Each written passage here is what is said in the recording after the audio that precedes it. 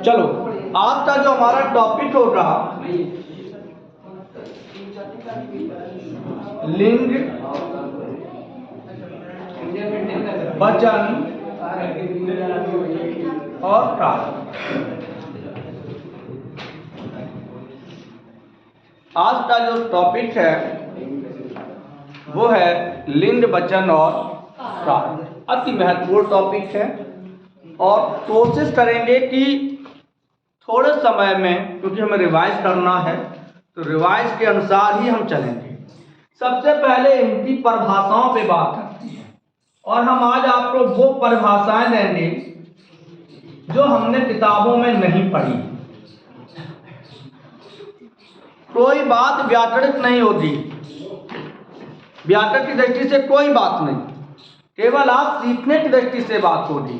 लिंग का मतलब होता है जाति। लिंग का मतलब क्या होता है? जाति। और इस संसार में दो ही जातियां हैं, एक पुरुष जाति, दूसरी स्त्री जाति। मैंने बताया ना, आज व्याकरण पे कोई बात नहीं, आज केवल हमें सीखना है। संसार में कितनी जाति हैं? दो। एक जो पुरुष जाति का प्रतिनिधित्व करता है उसे हम पुल्लिंग कहते हैं।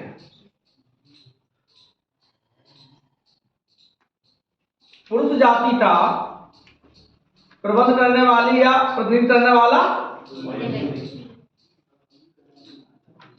पुल्लिंग। अच्छा, पुल्लिंग की संधि विच्छेद क्या है? पुत धन लिंग। ध्यान रखना, पुत धन लिंग, पुल्लिंग। जब ताते बाद उत धन लेट, उल्लेख, उत धन लास, उल्लास, तो पुत धन लिंग बराबर पुल्लिंग। व्यंजन संधि है। यदि ताया दाते बाद ला आता है तो ताया दा ला में बदल जाता है। क्लियर है? आगे बढ़ते हैं। तो और एक स्त्री जाति का बोध राइट, स्त्री तो क्या हो जाएगा? स्त्रीलिंग। अब हमें करना क्या है? वैसे टॉपिक बहुत बड़ा है, इतना बड़ा है कि यदि हम व्याकरण की दृष्टि से देखें तो हम लिखना पड़ेगा कि कुछ आकारांत पुल्लिंग होते हैं, फिर कुछ आकारांत पुल्लिंग होते हैं, फिर कुछ आकारांत स्त्रीलिंग होते हैं, फिर कुछ आकारांत स्त्रीलिंग होते हैं। तो बड़ा समय। एक छोटी सी ट्रिक, यदि किसी शब्द के आगे, किसी शब्द के आगे उसकी उचित क्रिया लगाएं तो हम पहचान सकते हैं कि यह कौन सा लिंग है। जैसे हमने कहा, सबसे ज्यादा पूछा जाता है दही खाई जात, दही खाया जाता है। अब बात हो सकता है कि कहीं अपनी क्षेत्रीय भाषा में खाई जाती हो, लेकिन दही खाया जाता है। पतंग उड़ता है, उड़ती है। पतंग उड़ती है, चील उड़ती है, चील उड़ती है, स्त्रीलिंग है, चील उड़ता नहीं है, बाज उड़ता है। नदी बहता है, नदी बहती है। मैंने बताया ना, आज व्याकरण से कोई बात नहीं, आज व्याकरण से, क्योंकि यहां से 2-3 नंबर मिलेंगे हमें और उसके लिए हमें दिमाग लगाना पड़ेगा, क्योंकि अब व्याकरण रटाने वाली बात नहीं रही है। तो अब आपने देखा, यदि किसी शब्द के आगे जैसे, और यहां एक चीज और बता दें, पूछने का तरीका भी उसका अलग हो सकता है। उसने कह दिया नेत्र, नयन, आंख, चक्षु, और बता दिया कि इसमें कौन सा स्त्रीलिंग नहीं है या कौन सा पुल्लिंग, सॉरी कौन सा पुल्लिंग नहीं है या कौन सा स्त्रीलिंग है। तो मैंने बताया कि उसकी उचित क्रिया लगाने पर नेत्र खुलती है, नहीं, नेत्र खुलते हैं, नयन खुलते हैं, आंख खुलता है, नहीं खुलती है, तो स्त्रीलिंग हो गया। पानी, चाय, लस्सी, खीर। आप देखो इनमें से पुल्लिंग है, ध्यान समझना। मैंने क्या बताया कि उचित क्रिया लगाएं। खीर खाया जाता है, खीर खाई जाती है। लस्सी पिया जाता है, लस्सी पी जाती है। पानी पी जाती है, पिया जाता है। पुल्लिंग हो गया। तो स्त्रीलिंग और पुल्लिंग समझ में आया। यदि किसी शब्द के आगे, अब प्रश्न कैसे बनेंगे, अब थोड़ी सी इस पर चर्चा। हिंदी में कितने लिंग हैं, ये लिख के आएगा कि हिंदी में कितने लिंग हैं। एक पुल्लिंग जो पुरुष जात का बोध कराता है, स्त्रीलिंग जो स्त्री जात का बोध कराता है। दो लिंग होते हैं। इसके अलावा अगर कहीं उभयलिंग लिख के आए तो हिंदी से अलग है। यदि कहीं नपुंसक लिंग आए तो हिंदी से अलग है। समझ में आया। कॉमन आए तो हिंदी से अलग है। हिंदी में केवल दो ही लिंग हैं, एक स्त्री और एक पुरुष। लिंग का मतलब जाति, एक स्त्री जाति और एक पुरुष जाति। यही तो प्रतीक हैं, हमारे ही प्रतीक हैं। तो जो शब्द हमें किसी स्त्री जात का बोध कराते हैं उन्हें हम स्त्रीलिंग कहते हैं। जो शब्द हमें किसी पुरुष जात का बोध कराते हैं उन्हें हम पुल्लिंग कहते हैं। सही नहीं है।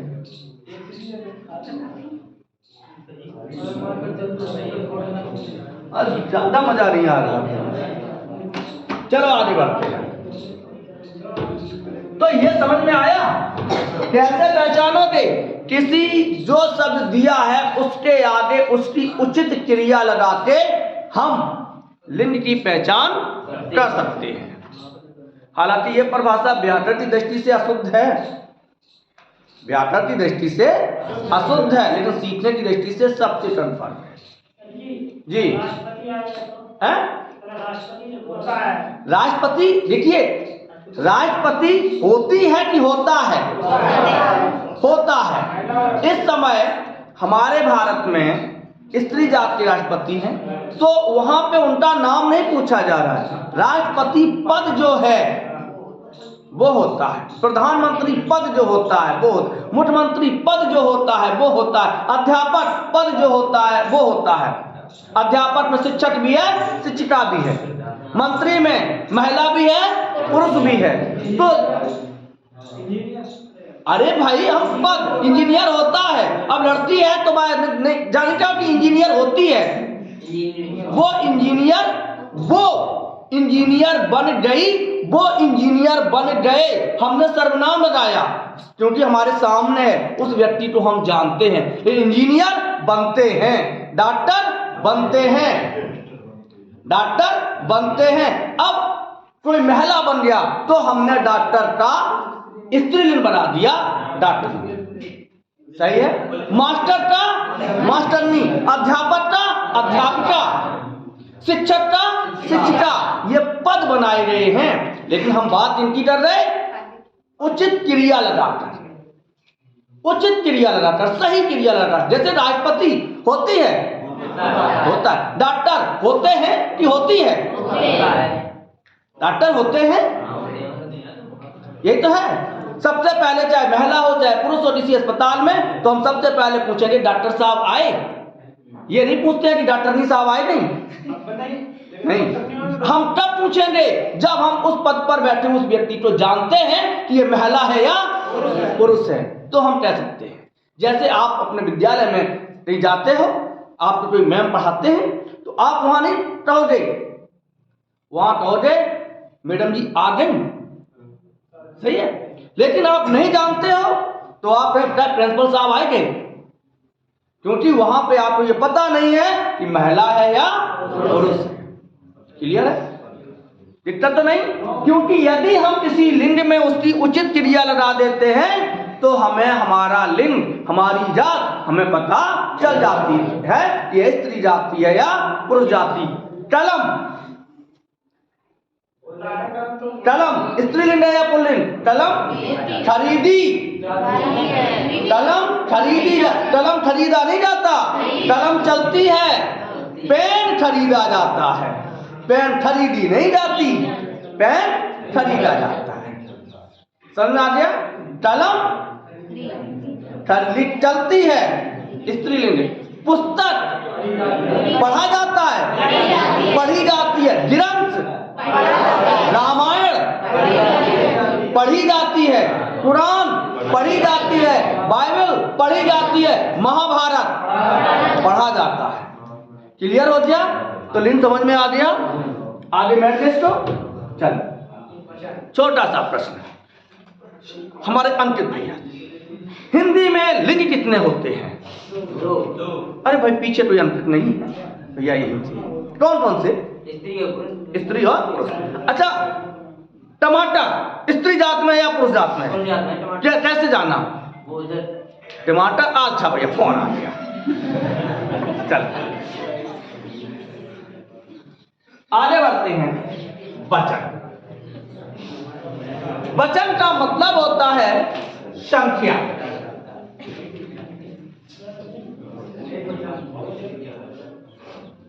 वचन का मतलब संख्या।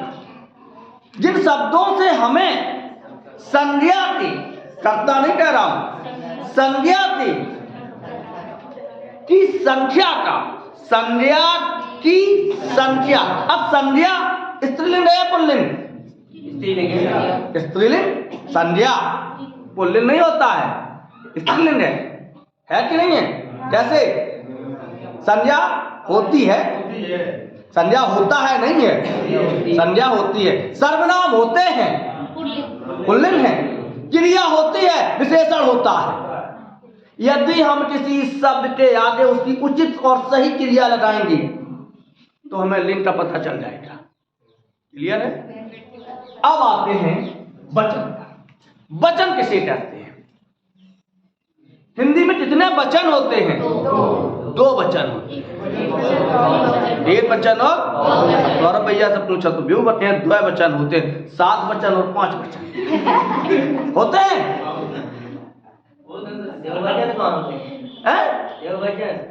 देव वचन। अरे बे ही होते रहे, उन्हें 7-5 कहा। दे प्रभु जय हो। चलो फिर यहीं आते हैं। तो वचन क्या है? जिनसे हमें किसी संज्ञा की संख्या का पता चले उसे हम वचन कहते हैं। और ये भी 2 प्रकार के होते हैं, एक वचन और एक बहुवचन। अब हमसे ये नहीं पूछा जाएगा कि लड़का में कौन सा वचन है, लड़के में कौन सा वचन है, लड़की में कौन सा वचन है, लड़कियां में कौन सा वचन है। हम जो जहां संज्ञा एक हो उसे एक वचन, जहां संख्या एक से अधिक हो उसे बहुवचन। सही है? अब देखो हम आपको क्या पढ़ाएंगे उसको देखो। केवल अपवाद पे चर्चा होगी। वचन कुछ बहुवचन, कुछ बहुवचन एक वचन होते हुए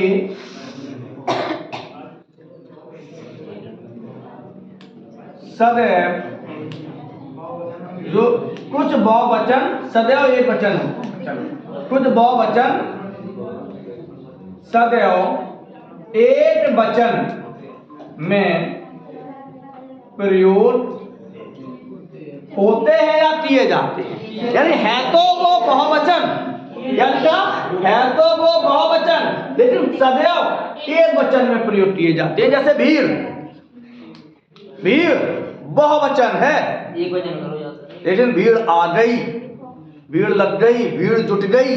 कोई कहता है कि भीड़ जुट गई, भीड़ लग गई, नहीं लग गई।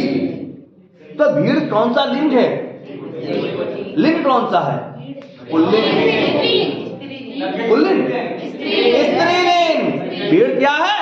स्त्रीलिंग। तो भीड़। अब बताओ भीड़ एक वचन में होता है कि बहुवचन में होता है? एक वचन में। लेकिन भीड़ में तो है लेकिन वो बहुवचन होते हुए भी प्रयोग कहां किया जा रहा है? जनता, जनता एक वचन, कारण है बहुवचन। एक आदमी तो हम जनता नहीं कहेंगे। अरे बड़ी जनता आ गई, बड़ी जनता जुटी थी, तो ये कहता था बड़ी जनता जुटी थी, बड़ी जनता आ गई थी, आ गई थी जनता। सामग्री, सामग्री बहुवचन होते हुए भी कहां प्रयोग है? सदैव, सदैव एक वचन में। अच्छा कोई पूछ दे भीड़ का बहुवचन भीड़ ही होती, जनता का बहुवचन जनता ही होता, सामग्री का बहुवचन सामग्री ही होती। सामग्रियां नहीं होता है, सामग्री अपने आप में बहुवचन है, लेकिन प्रयोग कहां हो रहा है? एक वचन में। क्लियर है? समझ में आ रहा है? और देखो बारात, बारात एक वचन है या बहुवचन? बारात आ गई कि बारात आ गई? बारात आ गई। तो आपने देखा कि कुछ बहुवचन शब्द सदैव किसमें प्रयोग होते हैं? एक वचन में। अब इसको बदल देते हैं, जल्दी जल्दी पढ़ाएंगे और अपवाद बाद में बताएंगे। कुछ एक वचन शब्द, कुछ एक वचन सदैव कहां प्रयोग होते हैं? बहुवचन में। जैसे जितने भी आदर सूचक शब्द हैं, जितने भी आदर सूचक शब्द हैं वो सदैव बहुवचन में प्रयोग होते हैं। गुरुजी पढ़ा रहा है, अरे बहुवचन तो नहीं है, गुरुजी पढ़ा रहे हैं, बहुवचन नहीं है, लेकिन एक वचन होते हुए भी लोग कहते हैं कि पिताजी आ गए हैं।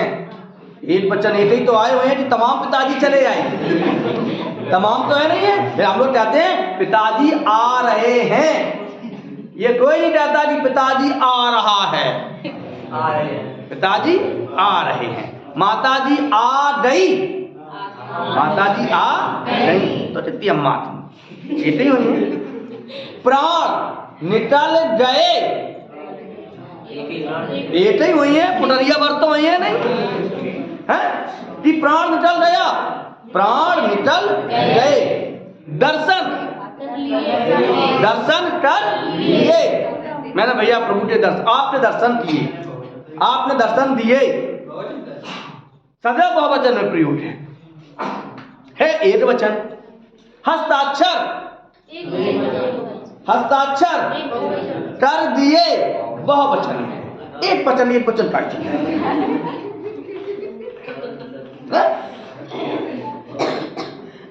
फिर सुनो, कुछ एक वचन शब्द सदैव बहुवचन में प्रयोग होते हैं या प्रयोग किए जाते हैं, दोनों चीजें हैं।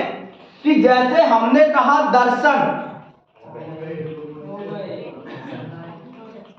भैया दर्शन हो गए, बहुवचन हो गया, एक ही व्यक्ति की आपके दर्शन हुए, बड़ी प्रसन्नता हुई, तो एक ही व्यक्ति के दर्शन हुए होंगे। हस्ताक्षर आदर सूचक शब्द, आदर, अच्छा एक चीज शब्द आता है आंसू, बहुवचन। एक गीत आया था बहुत पहले, फिल्म पाकीजा में था, 8 छलका आंसू जा टपका शराब। वाह वाह, पान क्या बात, तब बैठे थे एकदम बिल्कुल 8 छल। अब यहां पर देखिए जो पढ़ा रहे उसको ध्यान दीजिए, 8 छलका आंसू जा टपका शराब में, टपके नहीं है, तो आंसू तो एक ही गया, लेकिन आंसू शब्द जो है वो बहुवचन भी है और एक आंसू टपट पड़े तो बहुवचन में और टपटा शराब में तो एक वचन में। बहरहाल आंसू बहुवचन में प्रयोग किए जाते हैं। आंसू निकल पड़े, तभी एक आंसू नहीं निकलता, आंसू निकल पड़े, आंसू गिर पड़े उनके नेत्रों से, आंसू निकल पड़े। तो आंसू कैसा है?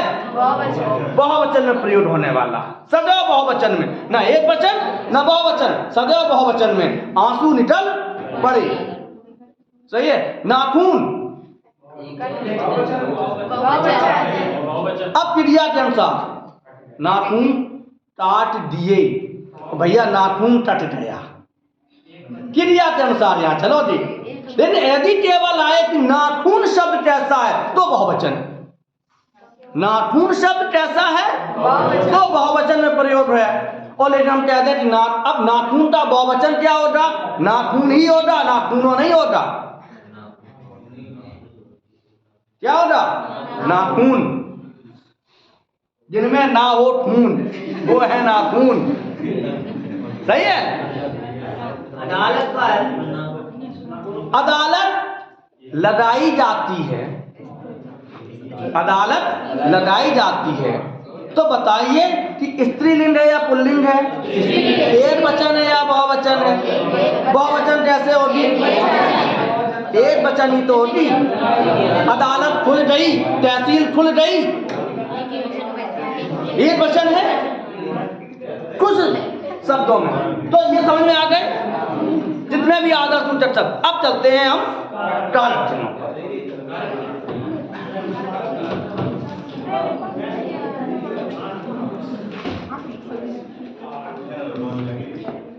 सबसे पहले हिंदी में कारक की संख्या 8 होती है। पहला ही प्रश्न है कि हिंदी में कारक की संख्या कितनी होती है? 8। कारक की 8। वो संस्कृत में होती है 6। क्रिया से जो संबंध रखे वो कारक होता है। अब कारक कितने होते हैं देखो। कर्ता ने, कर्म को, करण से, संप्रदान के लिए, अपादान से, अलगाव, संबंध,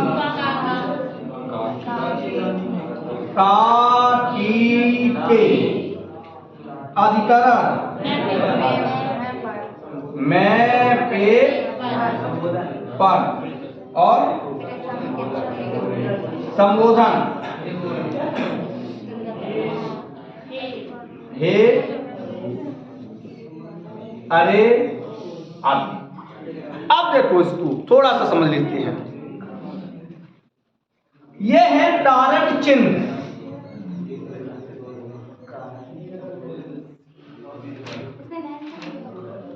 इन्हें हम बोलते हैं परिषद। कारक चिन्ह क्या बोलते हैं हम? परिषद। अब आपसे पहली बात तो ये पूछा जा सकता है कि कर्ता कारक का चिन्ह क्या है? ने। कर्म कारक का को, करण कारक का से, के द्वारा, संप्रदान के लिए, अपादान से अलग, संबंध के, अधिकरण में पे पर, संबोधन हे वो अरे आदि। ये इनके चिन्ह पूछे जा सकते हैं। अब हम आपको समझाते हैं। क्रिया करने के लिए जो स्वतंत्र होता है उसे हम कर्ता कहते हैं। क्रिया का प्रभाव जिस पर पड़ता है उसे हम कर्म कहते हैं। क्रिया जिसके द्वारा की जाती है उसे हम करण कहते हैं। क्रिया जिसके लिए की जाती है उसे संप्रदान कहते हैं। क्रिया जिससे अलग होकर की जाती है उसे हम अपादान कहते हैं। क्रिया जहां पर की जाती है उसे हम अधिकरण कहते हैं। संबंध और संबोधन कारक की श्रेणी में नहीं आते हैं क्योंकि इनका क्रिया से कोई संबंध नहीं है।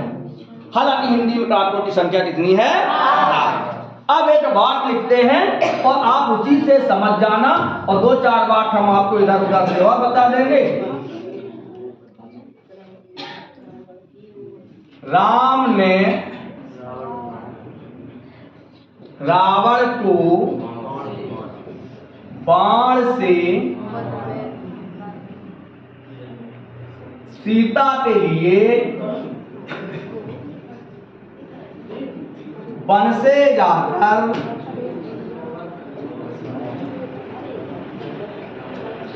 लंका में मारा। देखो सिखाए आज, ध्यान समझना, हम जो शब्द लिखेंगे उसके आगे उसका कारक चिन्ह जरूर होगा, और वो कारक चिन्ह हम आपको यहाँ पूछें। सही है? चलिए, सबसे पहले कर्ता कारक को ढूंढने के लिए हमें क्रिया में किसने मारा? रावण को मारा। किसने? देखो यहाँ पे कौन सा चिन्ह आया? और यदि हम क्रिया में किसने शब्द लगाएंगे तो हमेशा कर्ता कारक मिलेगा। बेटा पानी पिला। कर्ता कारक मिलेगा। देखो ने कहाँ लगा है? राम ने पुस्तक पढ़ी, कौन सा कारक है? चल, किसको मारा?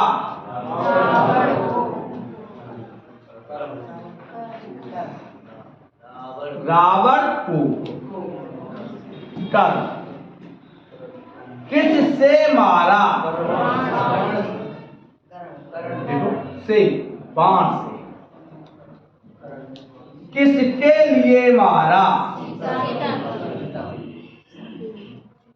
सीता के लिए।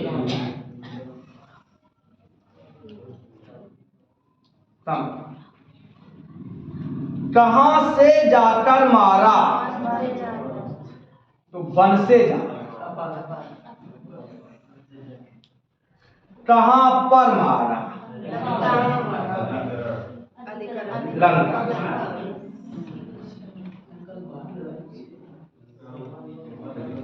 अब देखो जो आपके कारक चिन्ह थे, ओ पीछे वाले थोड़ा सुन ले यार, कृपया कृपया जरूर बैठ लो, और तुम सुना ही नहीं रहे हो। हाँ, हम तो बोले तो नहीं, कर सुना ही रहे थे। एक तुम 3 लोगों ने 1 मिनट नहीं सुना। सुनी आपने? कहा नहीं सुना।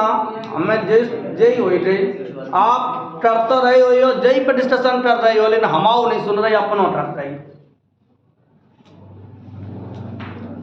जब उन पहुंचे हो तो एकदम हम जरूर याद आएंगे, जब ध्यान रखा वही जो राम रच रहा था। सही है।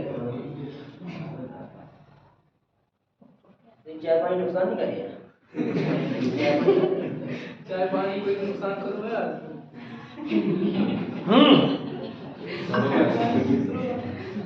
अब शरीर में आप लोगों के कुब्बत नहीं रही।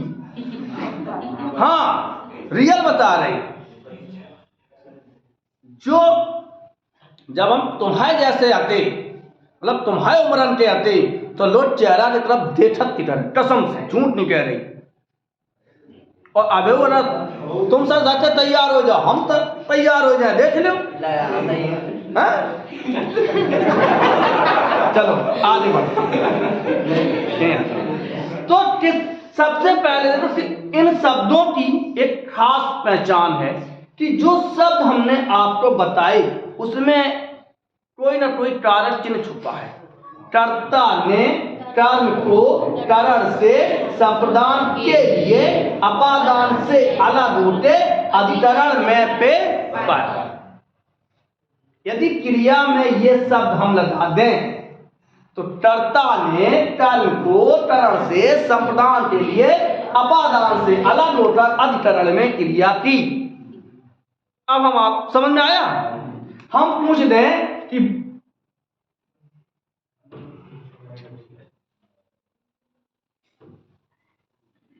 रेखांकित वाक्य में या शब्द में कौन सा कारक है?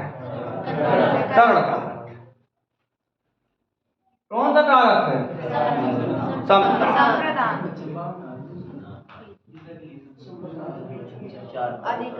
चादर बिछा दीजिए। माता पुत्र को भोजन देती है। संबंध क्यों होगा?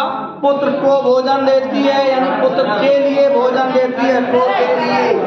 संप्रदान को के लिए।